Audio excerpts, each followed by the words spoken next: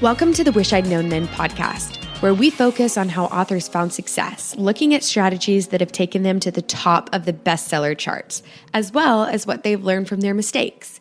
Because being an indie author is more than knowing the latest marketing trend. It's about being innovative and creative and learning from your mistakes. Welcome to the Wish I'd Known Then podcast. I'm Sara Rosette. And I'm Jami Albright. And this week on the show we have Theodora Taylor. Yes, we do, y'all. It's so fun. We laughed so much, and it was a great interview. Yes, we talked about her book. She has a new book out about universal fantasy. Yes. And we delved in like her writing and, how she became a writer. And she had some really good tips. She talks about the number one piece of advice she gives new authors if they ask her, what she would advise them to do. And then we talked about four movies, because we talked about Beauty and the Beast, and then Notting Hill, Knives Out, and Crazy Rich Asians. There's lots of spoilers. So if you haven't watched any of those, don't listen to this episode until after you have watched them. But then we dig into some of the universal fantasy elements and that's like things that pull readers to you that kind of make your work more, make it more appealing across genres. Would you agree with that? Yeah, because we all have these fantasies that we don't necessarily even really talk about, but they're just things we just love. And she talks about them being butter. They're the good stuff that you fold into a story. And they're not necessarily just for romance. I mean, Knives Out is not a romance. And she had some great ones for that. But it was such a great interview. And Theodora has been on lots of podcasts because her book, 7-Figure Author, How to Use Universal Fantasies to Sell Your Books, is very popular right now. But so we wanted to ask her some questions that were a little bit different. And I think you're just going to love it. So what's been going on with you, Sara? This week, I've been doing some writing and working on the translations, still working on getting all the things done, the small details. Right. Just, nitnoid stuff. And we've also it's the week before Thanksgiving in the US. And so I've been to like 3 grocery stores, and we started our Christmas shopping because of all the delays in shipping and stuff. I thought we better get on that. So I've been doing a lot of like real life stuff. And, I should not have to go to the grocery store next week, but I'm sure I will. Yeah, I know. So what about you? Well, we're kind of the same thing. We're having our kids and all our grandkids and just our family. It's 13 people at our Thanksgiving table. So we're gearing up for that. My husband's doing the cooking. My husband, my daughter, and my son. I will stay out of the kitchen because those 3 alphas, I do not want to be in the kitchen with them. And my daughter edits this. She'll probably say, well, I don't want to be in there either, but but she's going to be in there, huh? Yeah, she's going to be in there. And then I had a little procedure done on my foot, and I've had plantar fasciitis really badly for about 8 months, and it's just gotten worse and worse and worse. And so I had this thing done yesterday, the day before, I can't remember. And so I'm kind of off my foot for right now, just for a few days. And anyway, that's what's been going on. It's taken me, I'm older. I can tell I'm older or just not used to going to conferences, because it's taken me several days to recover from being at 20 books. I think we got a double whammy with the time change here, just like daylight savings time. And then we go to Vegas where the time change is different. And then I came back. And then you've got the like pent up, like energy of not seeing people for not going to an actual conference for so long that I'm sure that was a little, it was great though. I mean, I know I talked about it, but it was just so great. I loved it. I loved every minute of it. And it's just super. I mean, I just love being around people. So when's the next conference, huh? Yeah, exactly. Not until March, I don't think. But anyway, so I'm just So I have an entertainment recommendation. Oh, please. Okay, so it's on Netflix. It's called Red Notice. Have you seen that? It's I have. Yeah. And I loved it. And there are some people that didn't like it, but I thought it was so fun. Yeah, I thought it was very funny and light and, just something good to take your mind off things. Yes. I did think, like, for me, the only drawback to it was, like, I kept watching it going, I thought it was good, but maybe just a little bit derivative. Do you know what I mean? Like, a lot of the scenes reminded me of other movies. Yeah. But for what it was, for a good escapist entertainment, sign me up for that every day. Yes, Especially a heist story. I'm always in for a heist. I've watched a few things and that's been good, but I'm rewatching The Matrix right now because I don't know if y'all know, but in December, there's a new Matrix coming out with Keanu Reeves and the woman that was in the first one. Yeah. The first, in the first three. Yeah. Yeah. So I don't know her name, but I'm kind of excited about that. And so awesome. That's what's going on here. Do we need a question of the week? We do. And I think it should be about universal fantasy. I do too. What are your favorites? Let's do that. Yeah. It doesn't have to be like in your books, just like what, when you see a description that includes a certain universal, you just go, I'm in. Like for me, it'll be heist. Like Red Notice, it's a heist. I'm in. I want to know. Yeah. I'm going to watch it. Yeah. That's I love those too. So yeah. What butters your bread? That's what we want to know. Oh my gosh. All right. Well, let's get on with the interview. Yeah. All right. Today we're so excited to have Theodora Taylor with us. Hi, Theodora. How are you? Hey yo. We are so glad you're here. Yeah, we're super happy you're here. So let me read your bio and we'll jump right into the questions. Great. All right. After logging time as a music journalist, playwright, and radio writer, Theodora Taylor fell in love with penning hot books with heart. Theodora's 50 Loving States series, which features alternative heroes and smart, feisty heroines, has become a one-click stop for thousands of readers. And she is an Amazon top 10 best-selling author. When not reading, writing, or daydreaming, she enjoys spending time with her amazing family, going on date nights with her wonderful husband, learning German, and watching all the Shonda Rhimes shows ever, and attending parties thrown by others. That's right. I don't want to throw the party. I just want to go. Yes. That's how I am. I'm always willing to come to your party. Just don't ask me to throw it. So tell us how you got into writing, Theodora. Well, I always say like I just was a writer. Like it's interesting.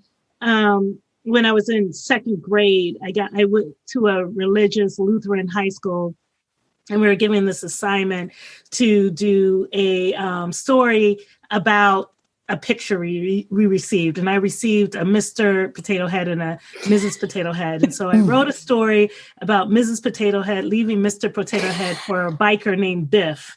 And then after discovering that Biff wasn't that great, she went back to Mr. Potato Head and asked him to forgive her because it had to have like some religious, like, so there had to be forgiveness as a theme. And asked her to forgive her, and he did. And my parents also got a call. And so that was like my first, like, parent-teacher conference, unscheduled, quickly scheduled parent-teacher conference to talk about my too big imagination. So, but my parents afterwards were like, that was a good little story. They were really impressed with my second grade effort. So from that time on, I was just like, I want to be a writer.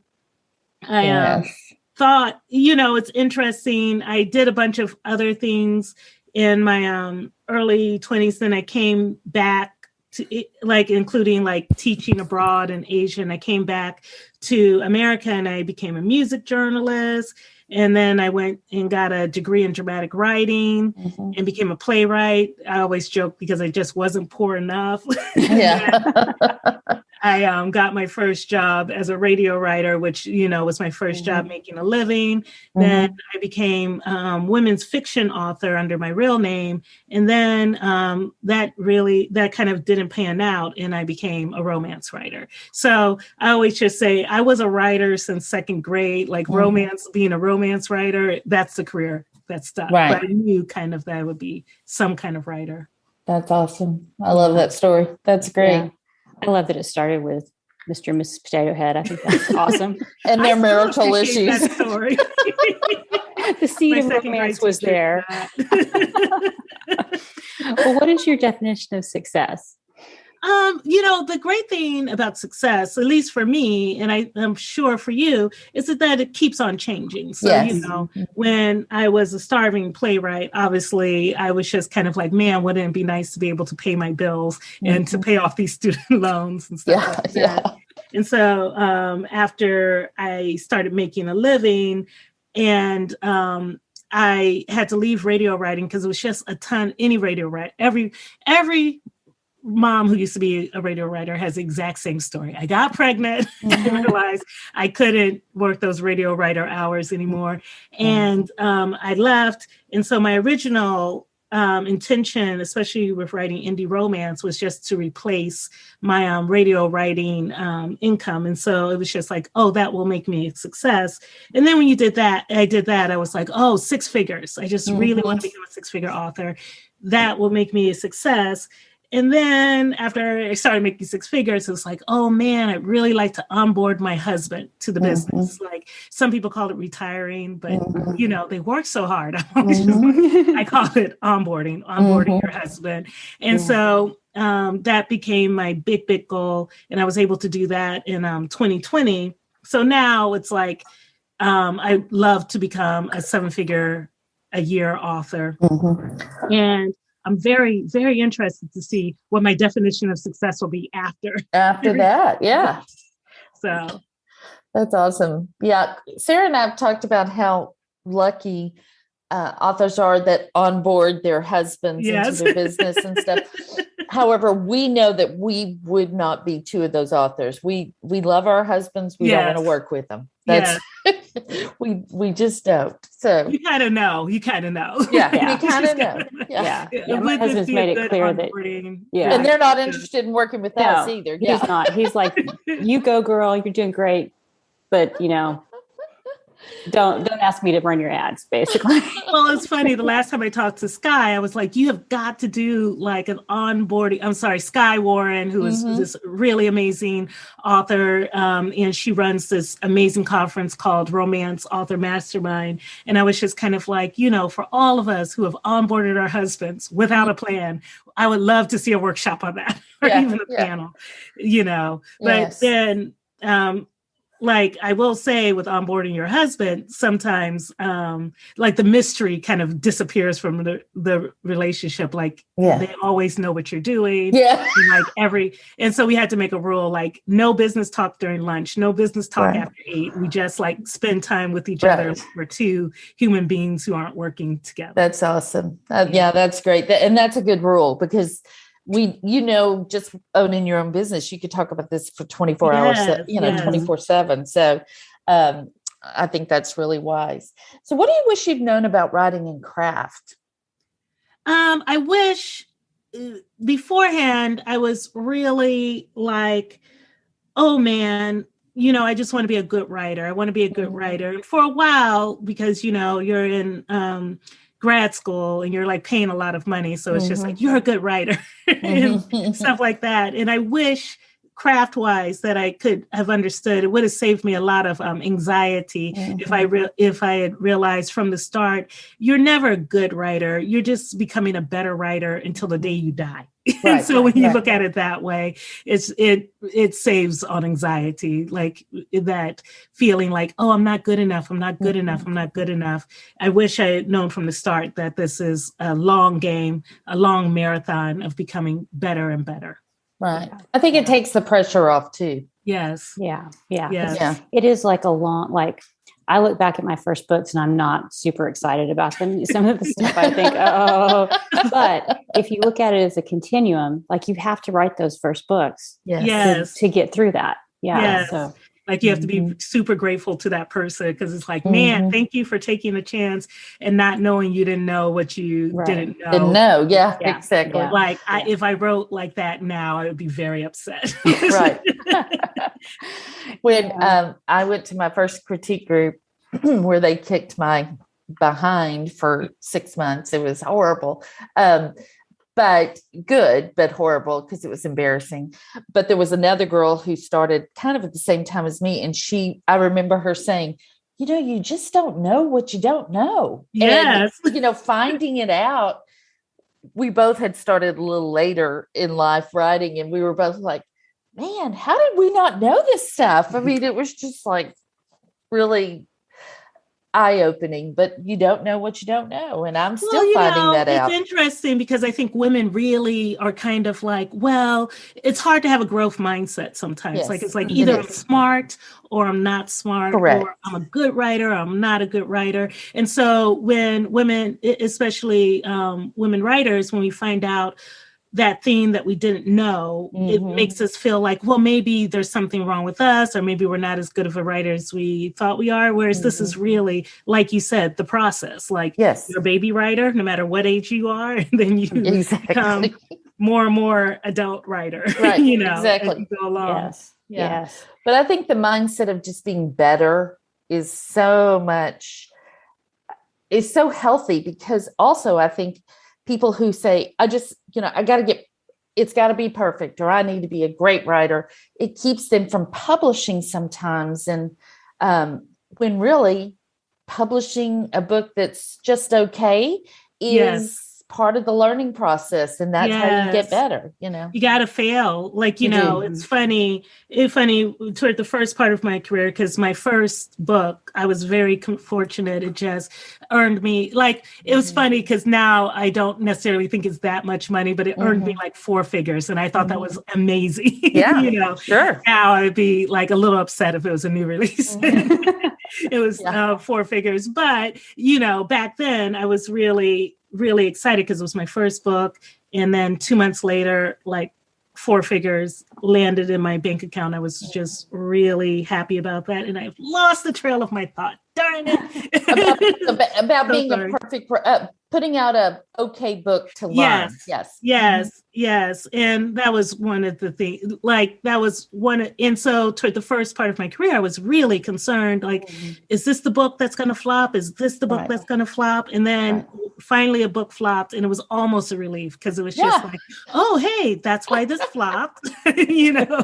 I can move on for that. I'm never going to do that again. And, I've learned my lesson. And that's that's the big thing about being a writer. It's not like you're always learning. You're always learning. So all those books that flop, all those books that aren't as good as you want them to be, you kind of just have to say, I say this to my editor all the time, because she'll be like, not as much as I used to, but she'll say something and I'll have like 2 weeks to turn it in. And she'll say, like, this guy's motivation, I just don't understand why it's happening. And they'll be like, well, it's happening because I really want it to happen, but I would really think hard about motivation. The next book. This one, you're just going to have to go along with it. The next book. Oh my gosh. I want to incorporate that. I'm going to nail it next time. I know, next time I'm going to nail it. Thank you for that note. It's completely right. I am not going to be able to take it for this book. But the next book, funny. I'm on it. There's progress, though. So we're making progress. Well, what about marketing? What do you wish you'd known about marketing? Oh, gosh. Oh, my gosh.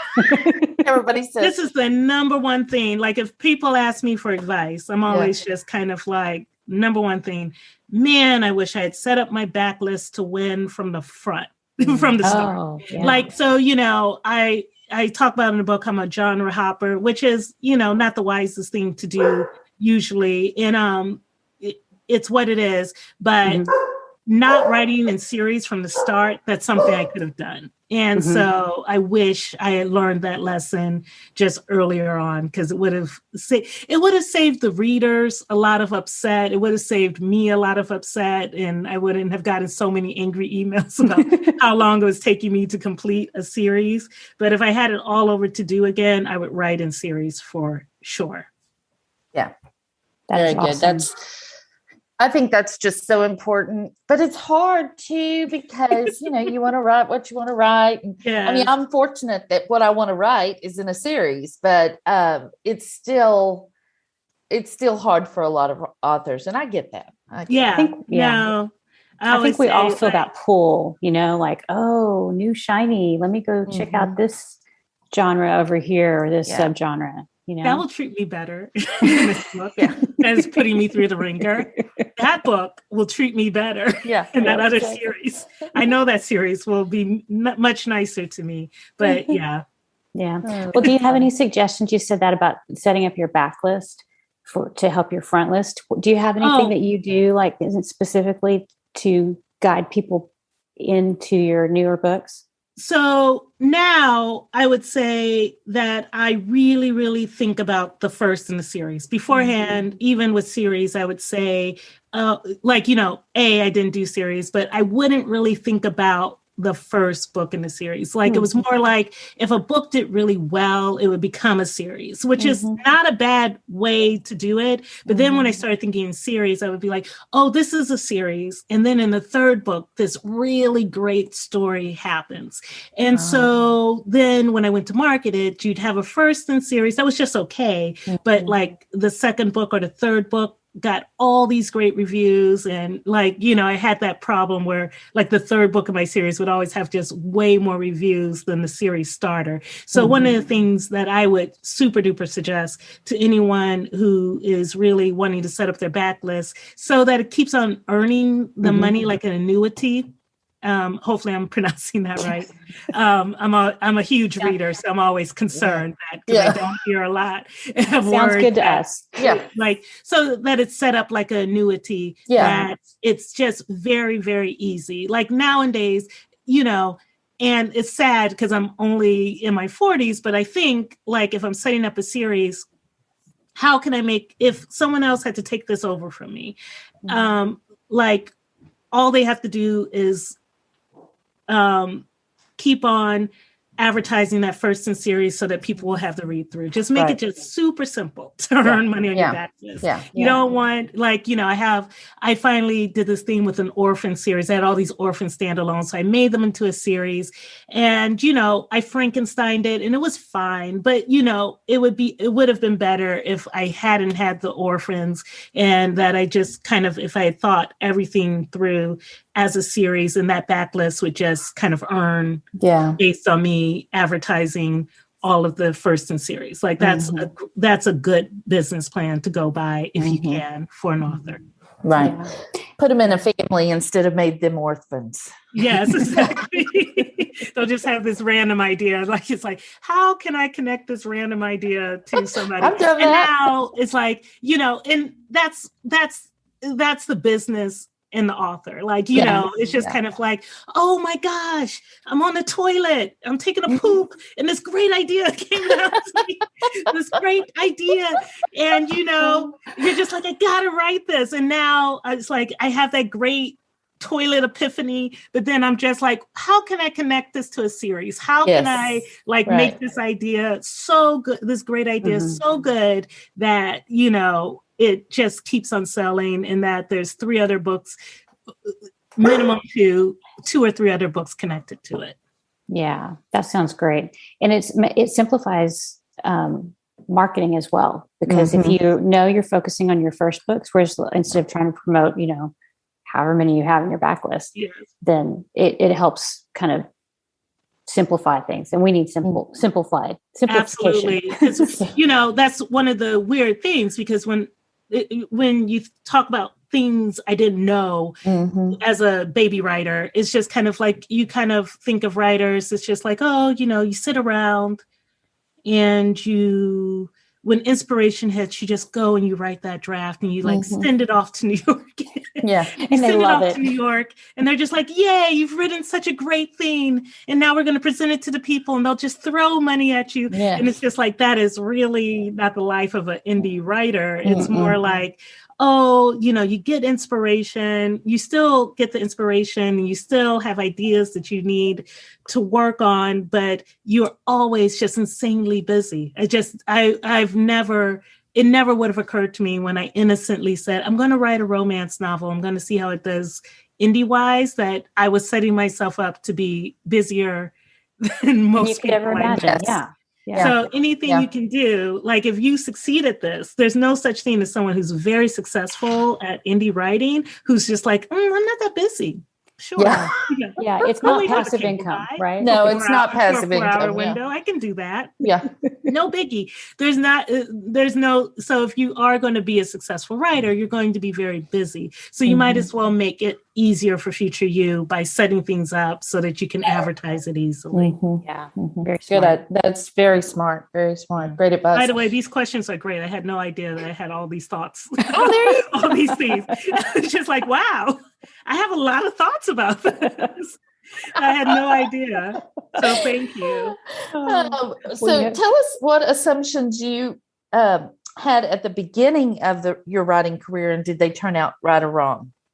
At the beginning, I assumed, and I think a lot of people who grow up with the idea of a writer from a young age, also, you always have to keep in mind that indie writing is so young. Like we don't think about it because in our industry, I'll say something like, "Oh my gosh, my book is like 6 years old. It's just ancient." That was back in 2014. Right. Wow, or something like that. But when you really think about it, the way we've been doing writing is just super new. Like, being able to get to the people like this without so many middle people coming through, kind of getting rid of gatekeepers, the market being like really, really deciding who gets to make a living and stuff like that. So many writers making a living on writing alone, as opposed to supplementing it with teaching and stuff like that. So when I was a baby writer and when I was looking into this, I was just like, oh, what you do is you write one book that really sells, and then you're set for life and the like.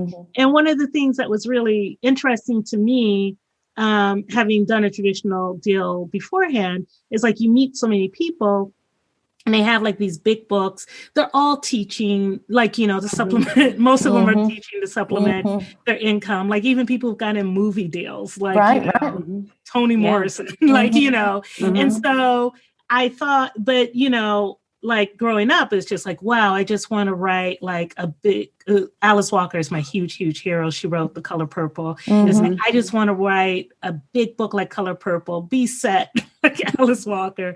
And kind of, you don't realize that it's not one book. It's a career. And that's the assumption I made, that, if I wrote a good enough book, it would just sell big and that it would, and then you just be set, right? Yeah, just be set. And that, I think on an emotional level, I kind of thought that being a successful writer would solve something, and it does solve money. I'm not going to lie about that, but it doesn't. But everything you are right now that you feel would be fixed by success, you're probably going to have to deal with in therapy. So set that money aside. Make a little therapy fund. Your insurance. The good therapists don't accept your insurance, and they're like 3 figures an hour for their time. So set that money aside right now. I would say that success actually makes you more neurotic, and you probably need more therapy if you're successful. Yes. Like it's funny because like the nice thing about success is like if you run into a wall with your mental stuff or your emotional stuff, it's just kind of like, wow, this is getting in the way of my money. So I got to go solve this. Whereas beforehand, when I was a playwright, it would just be like, I'd have like this, like I remember saying to a friend when I was first dating my husband, it's going really well. Sometimes I just think maybe I should let it go. Because don't you ever want to just burn something to the ground just to see it burn? And she's like, no, that's not healthy. No, we don't all think that way. So all of that, you're going to have to eventually deal with in therapy. So get successful so you can afford that. Yes, exactly. That like really great therapist who specializes in creatives. Like I went to one that specialized in creatives, and she was expensive and she was really worth it. And I was just like, but that idea that being successful or becoming a big writer or becoming a successful writer will solve anything, it solves nothing on a real emotional and psychological level. Yeah. If you've got a hole before, you're going to have a hole after. Yes. And the hole gets bigger. It just gets bigger. Because there's not enough money to throw into it or enough success to throw into it. You got to fix that hole. Yeah. Exactly. It's like the pyramid, like when you're just trying to survive, you're just making enough money to survive. You focus on that. But then once you meet that need, then you're like, oh, yeah, I've got some stuff to work on. So it's like you can't focus on that until you're sure you can, pay your bills and eat. So absolutely, it's a process. Absolutely, absolutely. Well, have you ever made a mistake that turned out to be a good thing? This is kind of a fun question. Yeah, so now I'm really curious about other people's answers, but I'd say genre hopping. As far as finding new, I kind of think. I have now kind of retermed it as my portfolio, diversified interests, my diversified income streams and the like. Yes. So I honestly think that genre hopping is the best thing I could have done. This goes towards kind of a practical burnout situation. So I've been lucky that I haven't I'm knocking on wood. I'm knocking on wood. But so far, I haven't had to deal with any major burnout. And I think that's because I'll do a contemporary romance and then it's it's time to do the Shifter series or it's time to do an alien romance collab or it's time to do something completely new. And even though I would make way more money if I just stuck to billionaire. Also, the nice thing about genre hopping is you just take a lot more chances. And so it's just kind of maybe people would like this. And I used my latest series, which was my best-selling series as an example. So I had a situation where I'd written an Asian American, I write interracial romance. So I written an Asian American Black woman series for called the Ruthless Nakamuras. And it did really well. It did perennially well. People were always looking for this. And I had done a couple of mafia stories and they had done well. And so I was like, oh, if I did an Asian mafia story, I haven't seen it do super, super duper well. But if I did a series, that would probably do pretty well. And so if I didn't genre hop, if I didn't say, oh, I only do Black woman, white men, or I only do mafia, Italian mafia or whatever, or Russian mafia. If I hadn't combined those two, I wouldn't have found the success that I did with that series, which was my best-selling series of all time. If I didn't genre hop and if I hadn't tried a lot of different things. So I really love genre hopping, although it is in the business kind of considered a mistake. Yeah, it is considered a mistake. And that's very interesting that you said you consider it diversifying your portfolio. And I think that you can really look at it that way because a lot of times people advise writers to write fiction and nonfiction so that you have, a mix. But if you only stay in one genre, you would never know how you would do in other genres, or if you were able to combine certain subgenres. So I think that's really interesting in a good way, a healthy way to look at it. Healthy way to look at it. Yeah. Mine was, I heard Chris Fox, who I will pretty much do anything Chris Fox tells me to do, Chris but Fox, I heard him on a podcast saying that he would launch a book at 99 cents, do a pre-order for 99 cents, launch the book at 99 cents, to get a lot of visibility and stuff. And it was my second book. The first book I had launched at $2.99, but I was like, I'm going to do what Chris Fox says. So I did the pre-order thing and I got tons of pre-orders at 99 cents. And it was about to release. And I emailed him and said, hey, just wanted to let you know, I heard you on the podcast. I'm doing it. It's working out great.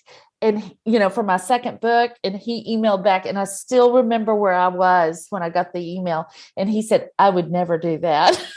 He was talking about using it for a first book in a series. not the second, but it turned out well because it got a lot of eyes on that second book. Because I love that. Yeah. But when I got that email, I was like, oh my gosh, I've just ruined my career and it's barely started. But it worked out. But it's like it worked. It worked, but wow, it was like I totally misunderstood what he said, or I came in late. I don't know what happened, but yeah. So that's mine. I would say I'm very woo-woo, so I would say the universe told you what you needed to hear. Yes, exactly. You got from that what you needed. Exactly. Well, tell us, have you had an opposite experience where you thought this is a great idea and then it just didn't really do what you wanted it to do? No, I never think my ideas are that good. I don't have that kind of self-esteem. I was just like, I was racking my mind over this. I was just like, did I ever think there would be a brilliant idea? It's like, oof. No, all of them seem quite risky, including becoming a romance author. Yes, exactly. Well, that's good to know then. It is kind of a out of the box choice just to be a writer. So in general. Yeah, it is. And especially an indie author. Yeah. So, yes. Like, so we're going even further. Do you like 1-star reviews? Do you like people? Yes. Do you like rejection? Yes, exactly. On a daily basis. Yeah. Do you like voices that won't hit? Oh, do you like that feeling that you get when you have a homework assignment due, but for like all of your hours, all of your waking hours? Do you like that? Mm-hmm. Become a writer. Yeah. I always say being a writer is like assigning yourself homework for the rest of your life. Yes. That is exactly what, and I hated homework. So I hated homework. Hated it. Do you hate it when you're going to the bathroom and you get it? It is pointless. And like even now, it's very hard for me to be like to my kids, like, you got to do this homework. Because I didn't do it that much when I was a kid. I got in trouble for this all the time. Yeah. And B, it's pointless. Right. A lot of it is. It really is. Sorry. Some of it is not pointless. No, it's not all of it. Yeah. But a lot of it's pointless. Oh, I agree. When my daughter and I were coloring her 27 pages of stuff that had to be turned in before, Christmas break, I was like, this is the dumbest thing ever. We are coloring. So I agree. I feel like it's there. Being a parent is so weird because you're just kind of like, they're complaining about things. And then you kind of have to privately, like, you can't agree with them. No, you can't go. You're absolutely right. 12-year-olds. Yeah. Mm-hmm. Yeah. Or when they say things like, I don't think I'm ever going to use this kind of math. And it's just like, you are absolutely not going to use this. Never. Not once. You can't tell them.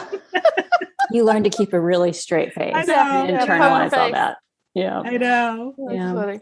Yeah. Well, we wanted to talk to you about your new book and Universal Fantasy.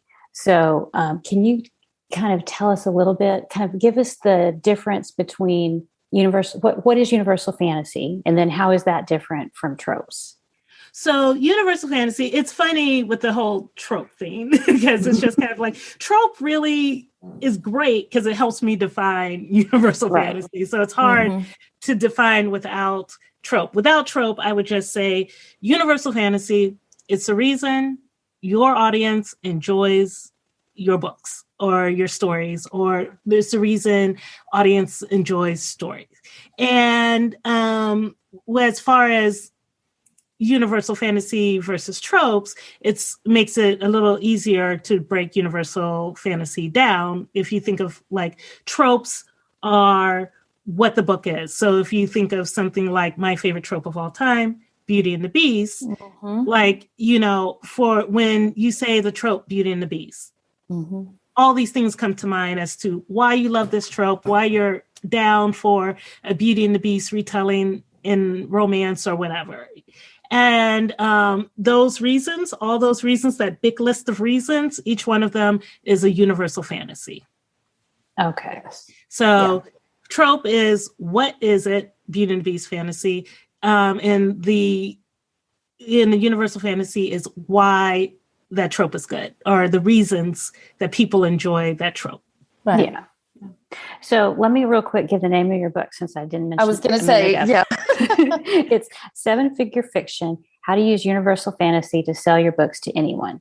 So, and it's excellent. I highly recommend it. Yep.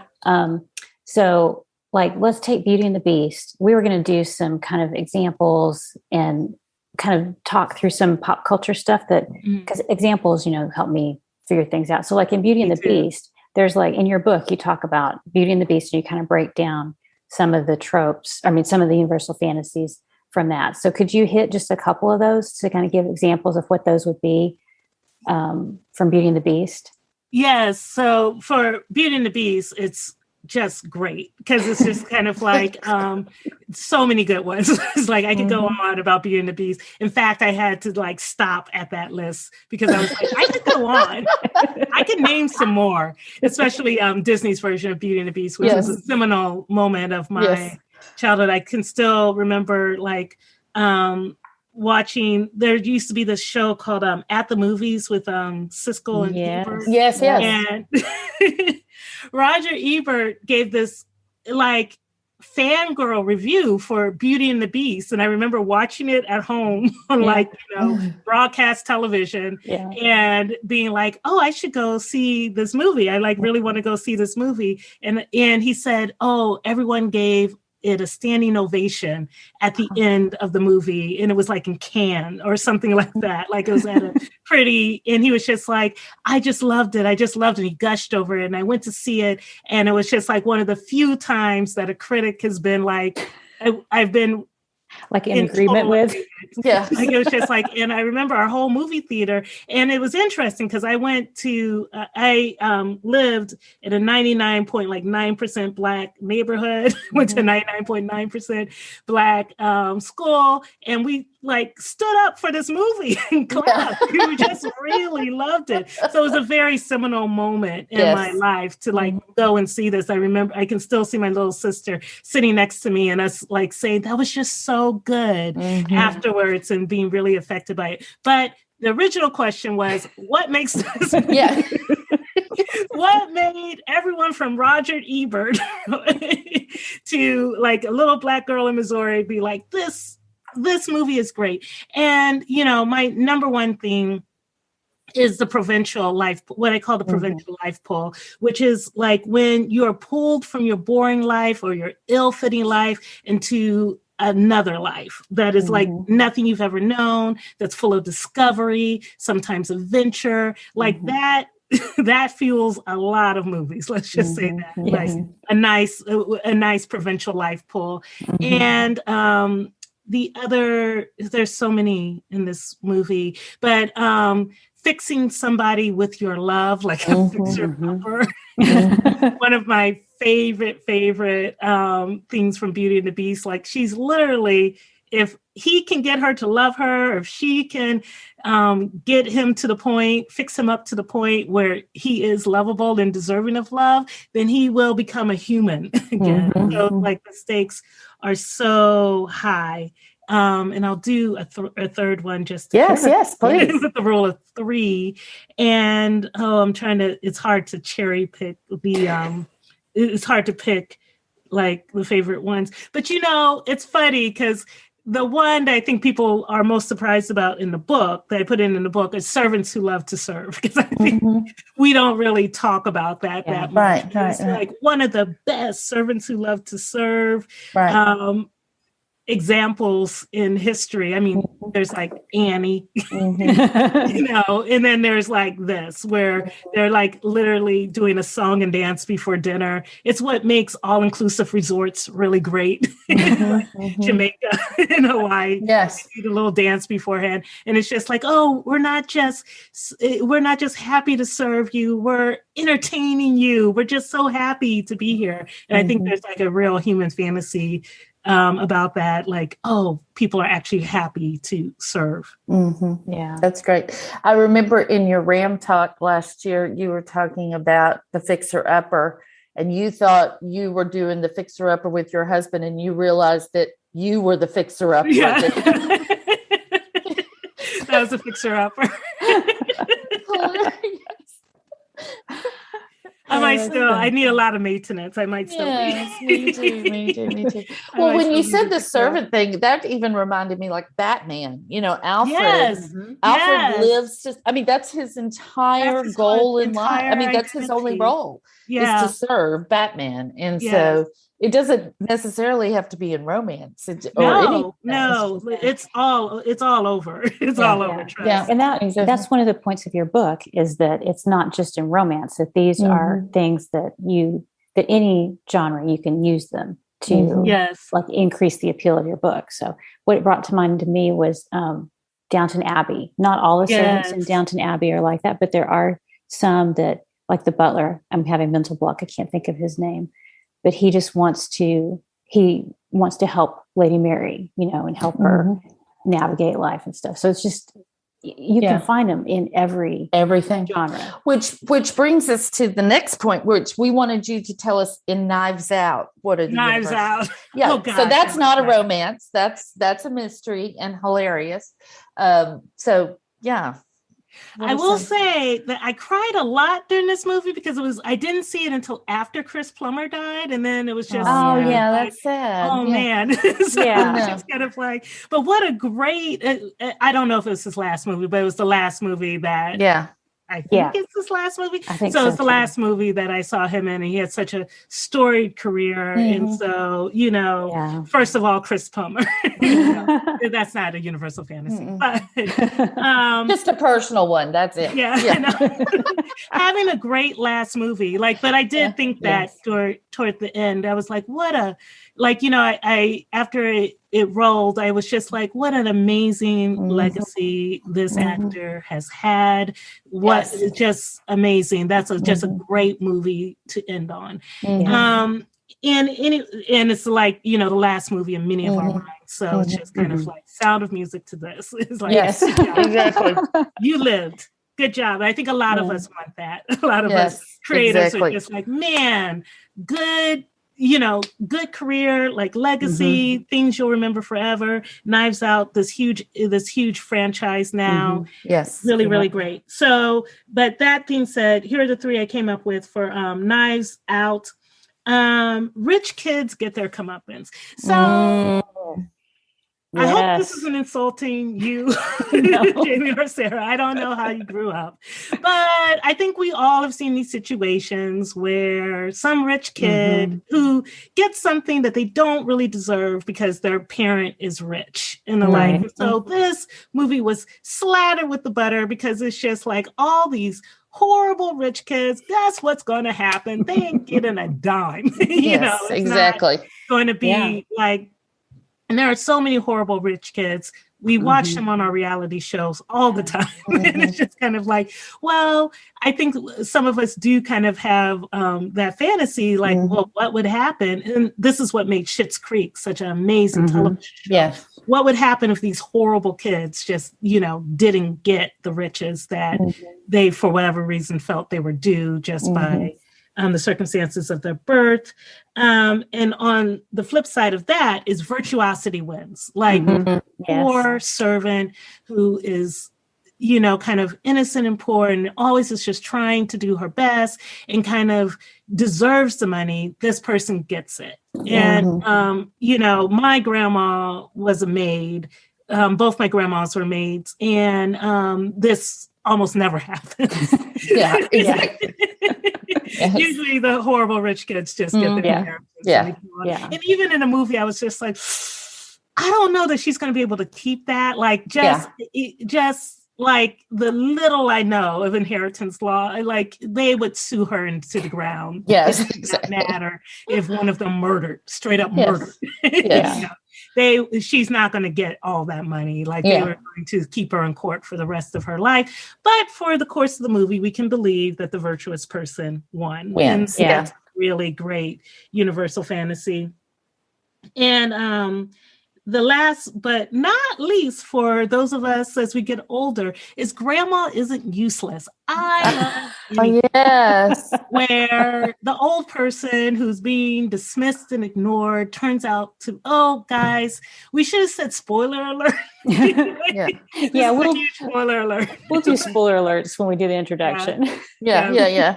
Spoiler alert. So grandma turns out to be essential to the case, a huge linchpin in the case. And I really love that, because that's one of the things that was really interesting about that universal fantasy is she's what we all fear. We all fear like being shoved into a corner while we're like dying in a wheelchair and stooped over. We all fear that, especially moms, because it's like, you know, I've warned my kids not to do this, but who knows what they'll do when you're old. And just sort of being patted on the head. Hi, grandma. Like, I don't understand any, I'm just patronizing you. Yeah. But then when he sits down with her, it's like, I think you're useful. And he turns out to be right. I love that. I love that. Yeah, me too. So I was going to say that I think that with the second point about the virtuous person winning, it mirrors like what's happening in mystery, that like there's injustice in the world and you want to see that righted. And so you get like the double whammy, you get they get to win in the story. And then, you know, you get the theme of that as well. So I think very cool that it works out that way. You know, that's interesting that you should say that, because this film is just slathered with justice. It's like, oh, you know, we do find the truth in the end. Like you have that detective, that Daniel Craig detective, that I just really, you know, as somebody who adores actors, really love the choices he made in that role, who just doggedly is just kind of like, I'm about to solve this case. Like I'm going to solve this case. I love it. Yeah. That's great. Yeah. Well, another one, if we have time, we wanted to hit on a couple more. So do you want to talk about Notting Hill? Oh, my Notting very Hill. favorite movie. Guys. Is that a big fat fastball to you to knock out of the park with this? Yeah, that's just so easy. It's got a ton of them too. Yeah. So many. Okay. So anytime you have a divorced character, it's just kind of like, and they get, and this is funny because this is one of those fantasies. If you get divorced and the next person is just tons better than the ex. Yes. I'm sorry. I'm doing a thumbs up. Yeah. I'm doing a thumbs up for those of you who can't see at home. Sorry about that. So I'm doing a thumbs up. That is amazing. I love you know, I call it opposite X. It's kind of like an opposite of X fantasy, but this is even better because it's better than X. It's like opposite of X and better than X. Like, you know, the person that my next wife or my next boyfriend or my next whoever, my next love, my big love is not only the one true love, but they are so much better than you. They're like 10 times better than you. Like you're going to like look at this and you're going to be like, oh my God, this person married Julia Roberts. And like, oh my God, I'm glad that's never happened to me. But I think that's a fantasy that a lot of people have. Let's just say that. I think so too. Yeah. This was really interesting because he gets the chosen fantasy. And it's one of the few movies that does it with a male protagonist where, because I talk about it a lot, the kind of the fantasy of being chosen by the most popular, by the richest, like whoever person in your sphere or your community and being chosen by that person. It's a super old fantasy, kind of going back to, you know, whatever kind of makeup caveman tribes, like almost every society has that situation where the most powerful warrior in the tribe picks you, you know, and that's like this huge fantasy. So in this case, it's kind of a reverse where this huge movie star, at least for the first third of the movie, picks him. Yes. And just like, I pick you. Yeah. Yeah, and then which is I always pick good. you again. There's some misunderstanding. Now I come back and I picked you again. There's another misunderstanding, and then I pick you a third time. So 3 picks of you from this huge star. So I really love that. Something that another fantasy that we don't really talk about that much is bringing somebody to a party who really impresses your friends. Yes. The good party guest. Yes. Yes. So it's just kind of like, walking in with a movie star. Can you imagine? I mean, can you imagine? I've seen Notting Hill, so I can kind of imagine. But like going to a dinner party and like our birthday party, I can't remember if it was a dinner party. It was his birthday, yeah. Yeah. The English, no offense, their parties all kind of seem like dinner parties. They're very even if it's like a raucous birthday party, it's just like this has the vibe, this has the mood of a dinner party. Right. But anyway, bringing this person to your dinner party. So like that really impressive friend thing. Yes. It was so, I love that scene. And in fact, I just thought about it the other day. I went to the bathroom and I was buttoning up my pants and I remembered her saying, I saw her when she unbuttoned her pants and there was definitely cellulite or something like that. When she follows her into the bathroom. And I love that movie. Me too. It's just so like, it's just, the dinner party is one of my favorite scenes in that movie because everybody is just so freaked out, but they're trying to be cool. They're trying to be so cool. Yeah. So that was great. Yeah. And then the next movie is Crazy Rich Asians. Oh my gosh. You guys do not understand how much I love this movie. Yeah, it's a great movie. Oh my gosh. You do not understand. I love this movie so much. And I read the book beforehand. I think it's one of the few movies where they were just kind of like, you know what? This book is completely over the top luxury. Let's put some more butter on it. Yeah. I feel there's still not enough butter. It's like the Julia Child production. Yes. I always felt like Julia Child was putting, like, I was just like, I think you could get away with 1 stick of butter for this recipe. Do we need she's to? like, let's put 4. Let's go for the big 4. There's a little bowl with the butter. Yeah. But I just really love the luxury. Like they really caught that, like, just being able to see how really rich people live and kind of experience that magazine. Like it's the reason we buy Architectural Digest, or in my case, flip through it in the airport, without buying it. But, it's why we watch that MTV show Cribs. Like, it's just like, just to see how these other people lived. It took us Universal Fantasy going, like, I love fantasies where you get to see how rich people live from another culture that you've not seen before. So to go to Singapore and to get this kind of, whoa, like, okay, so this is how this is how the rich of Singapore live. It's really great. Like, this is one of those ideas that is just kind of like, oh, we could have gone to done this in South Africa or Ghana or like any place where there's a really rich community, and we get to see how this rich community, as Americans at least, from another culture lives. I always, and this is one of the same things I loved about Shang-Chi, which was the latest, not the latest, I guess Eternals is the latest. Yeah. The one before that, big Marvel pick. And it's finding out that your boyfriend has a secret. Like, whoever you're dating, although in Shang-Chi, he wasn't the boyfriend, he was her best friend, but whatever.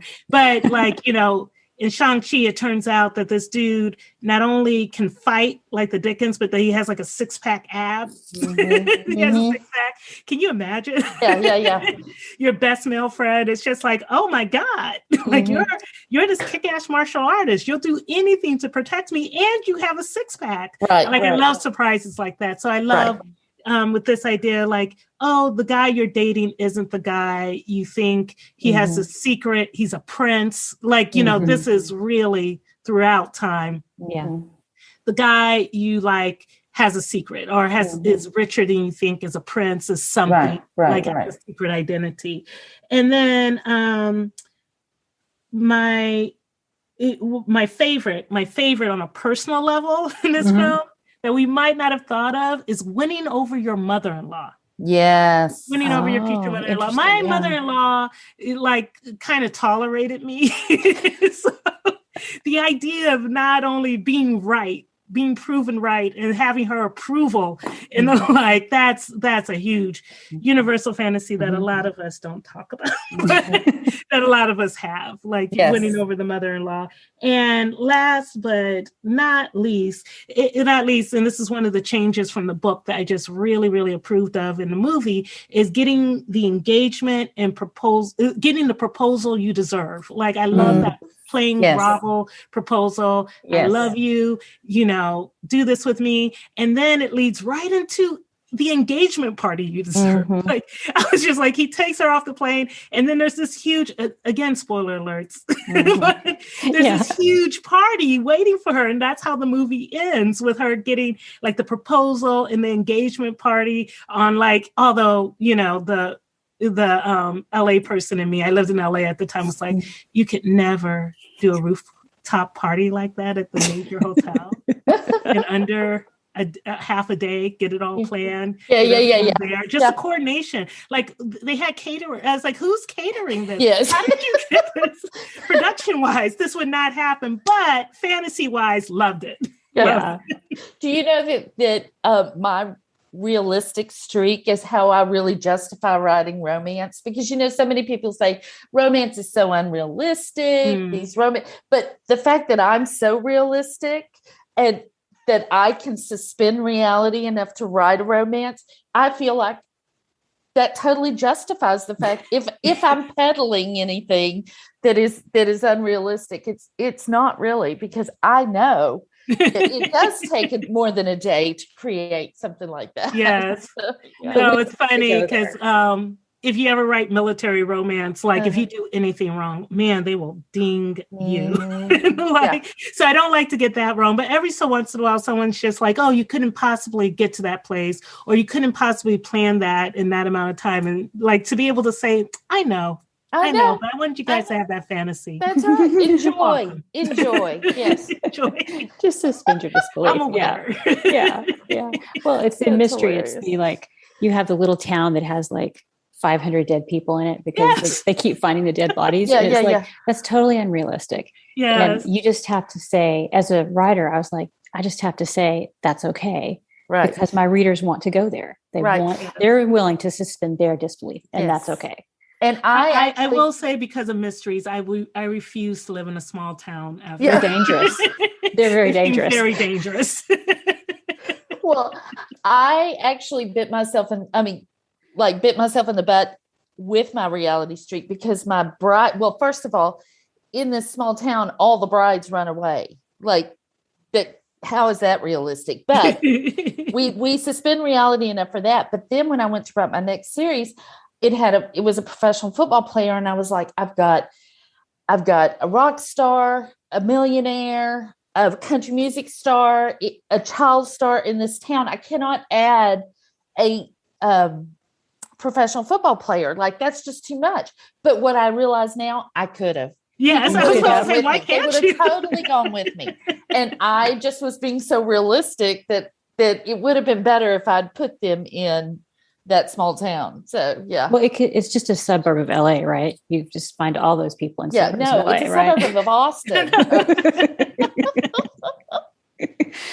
Oh my gosh, that's so funny. Well, we have loved this. And when you say butter, what you're saying is that's just the good stuff that goes on top, that you just fold into that story. And then drizzle on top. So that's all the stuff that people love and want more of. So exactly. Yes. Yeah. Is there anything else about universal fantasy that we need to know before we get to the last question? I don't think so. I think going over examples, hopefully that's illuminated it. And, there is that book. Yeah, I was going to say, So and get the book. Yes, exactly. Yes. So hopefully if there's still something you don't understand about universal, It'll be in the book. Yeah. Feel free to read that book. No, I think your examples have been great. And I think it just helps to have like something that is concrete that like a lot of people have seen probably. So I think it'll be really good. So, yeah, I agree. Well, what's the best thing you've done to set yourself up for success, do you think?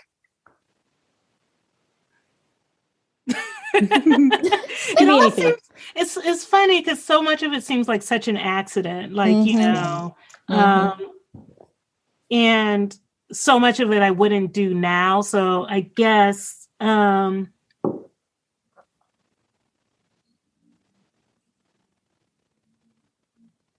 following my instincts when I was young, like like when I remember right before, and maybe like a few months before I met my husband, and right before and maybe like a year before I got my first radio writing job, I was just kind of like, well, so I went to a really expensive undergrad.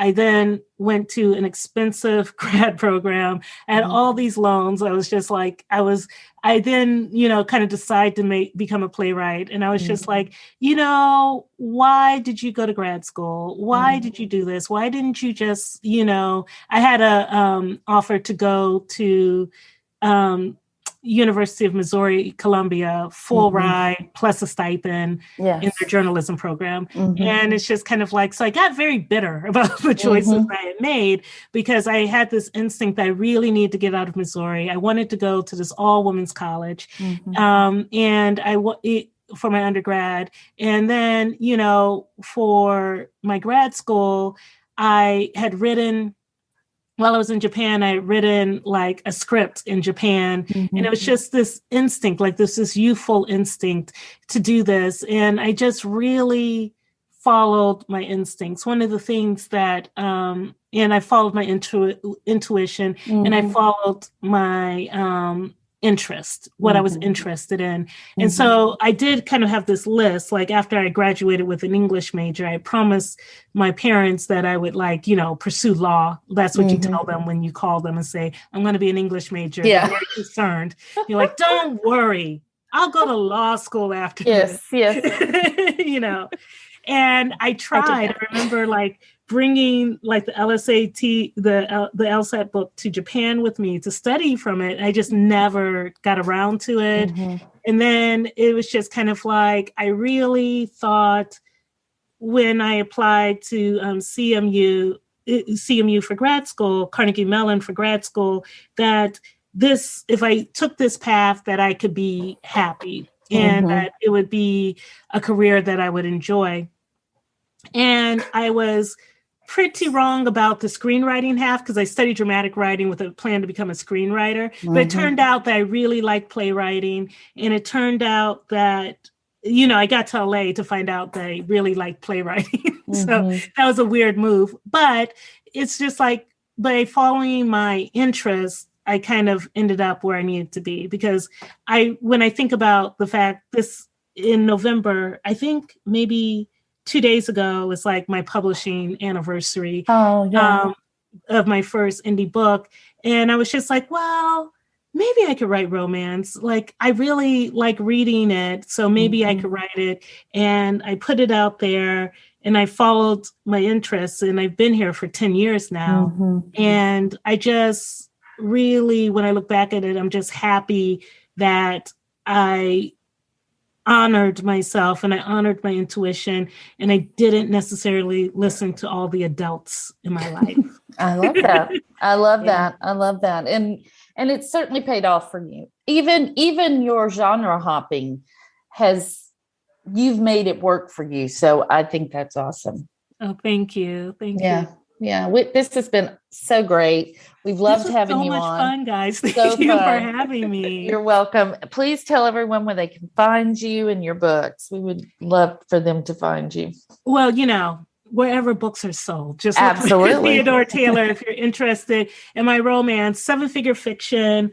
I am after you read the book, please join my Facebook group, Seven Figure Fiction, which is facebook.com/groups/Seven Figure Fiction.